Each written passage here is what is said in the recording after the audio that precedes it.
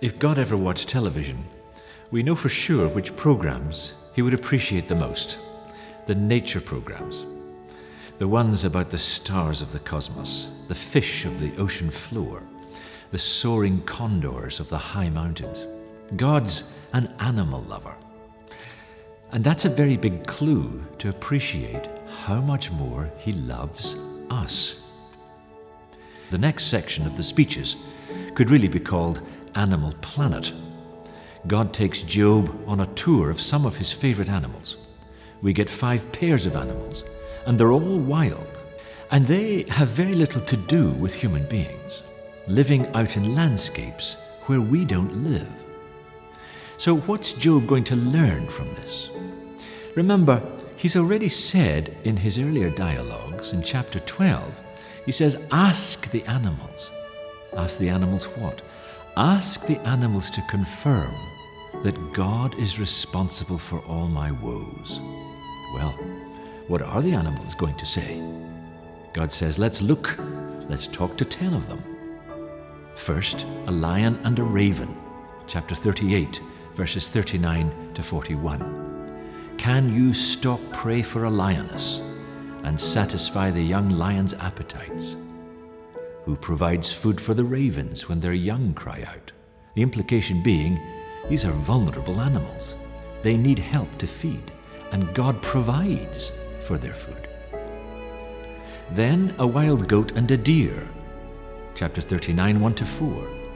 God seems fascinated by their birthing habits, and he tells Job about them. Have you watched as deer are born in the wild? Do you know how many months they carry their young? Are you aware of the time of their delivery? He's watching and caring for animals we know nothing about. Then a wild donkey and an ox, 39 verses 5 to 12.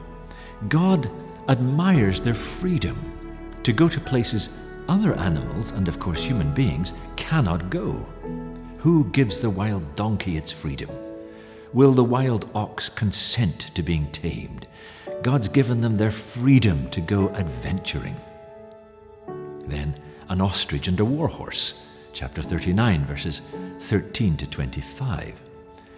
God is amused at the ostrich's eccentricity and the warhorse's fierce fighting instincts. Have you given the horse its strength? It laughs at fear and is unafraid. God makes some strange animals. Some he even makes amusing, and that seems to bring him pleasure. Then there's a hawk and an eagle, or perhaps a vulture, in chapter 39, verses 26 to 30. God gives them that wondrous capacity to soar on the thermals and spot prey from a great height. Is it your wisdom, he says, that makes the hawk soar and spreads its wings towards the south? What's it all mean? God invites Job to wonder at all this, at the marvels of it, at the coherence and design of it all. Yes, even laugh at it. And the message surely is, if I care this much for these animals and orbs that you can hardly see or know, or these animals that seem so foolish, if I care about them, you can be sure I care for you too. It's a gentle reminder that because we are human, we want to know why. But because we are human, we cannot know why. Much of the life of creation, and for that matter, your life, my life, is going to remain a mystery to us. So God invites Job to see a bigger picture than even his suffering. Is creation a mistake? Well, yes, if all you see is your suffering. But if you lift your eyes wider and let your gaze roam over the whole universe and see all this through God's eyes, you can see that while creation may have its share of suffering, it's more full of beauty and grace. And notice, it's not nature that tells us that there is a God who cares. Because if you really examine nature, you'd have to say, the big gods eat the little gods. Job gets a speech from God interpreting nature. It's the God behind nature that he's going to put his trust in. God is not to be confused just with nature. To know that God is running the world according to love, you've got to hear that from the mouth of God. And yes, when the speech is over, and some of it is, it's not an answer. It's a reply. We can't get answers as creatures to the great mysteries of life. The question is, are we going to be comfortable with that, or are we going to be bitter about it? And so Job sees the care behind all this. It's a simple truth, but it's incredibly profound. I remember once when I was very depressed, I was staying with a friend and their child had a couple of pet terrapins. That's like a tiny little turtle. And one day I was cleaning out their tank and wondering why anybody wanted to keep these ugly little creatures as pets. Until I picked one up and I looked at its underside. Have you ever seen the underside of a terrapin? It's incredibly colourful. It's as if Van Gogh got in there with his brightest colours, oranges, lemons, yellow, all in a beautiful pattern. And I'm looking at this tiny terrapin, this intricate design, and thinking, who sees this? Who sees this? Other terrapins? They're in the mud all the time. God sees this. God takes pleasure in it, took a lot of trouble over it, to give a little terrapin an underbelly as beautiful as that. So if he takes that amount of trouble with the underside of a terrapin, he's not finished with me. And so I could go on, comforted that the darkness did not have the last word. The God of creation, because he took care over all these things, had glued it all together with his love. And if I could receive it, if I could see past my own suffering, past my own pain, past my own depression, then I could receive more of God's love. It's a mystery, though. We'll not understand, we'll not see the whole picture. The best definition I ever heard about the spiritual life was where you move from wondering to wondering.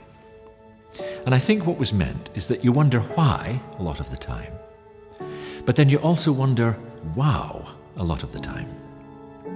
Life on this earth is an invitation to relax into the mystery that we are the creatures, not the Creator, which is where all our problems stem from, if we confuse the two.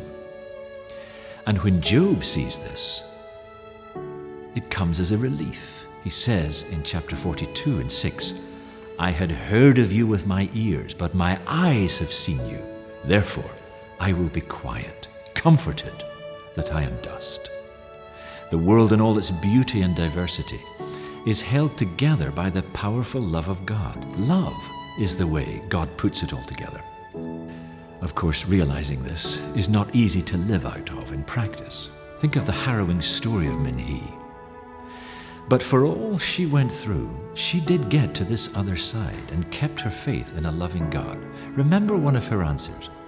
She said, because I have gradually come to see that God's care is everywhere in the world, if I can see past my own suffering. And she gestured to the Christian family who sheltered her at great risk to themselves, strangers, yet also brothers and sisters.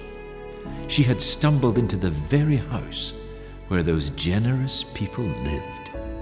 That was the grace of God filling up the world when she could at last see past her own suffering.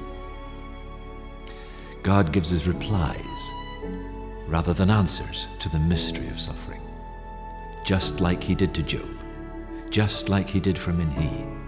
And those replies make all the difference. They give us the faith to trust that God is up to the job of running this world according to a passionate, powerful love that includes all creatures, especially ourselves. Our suffering does not have the last word. God does. And that word, that reply, shows us a world bursting with his care.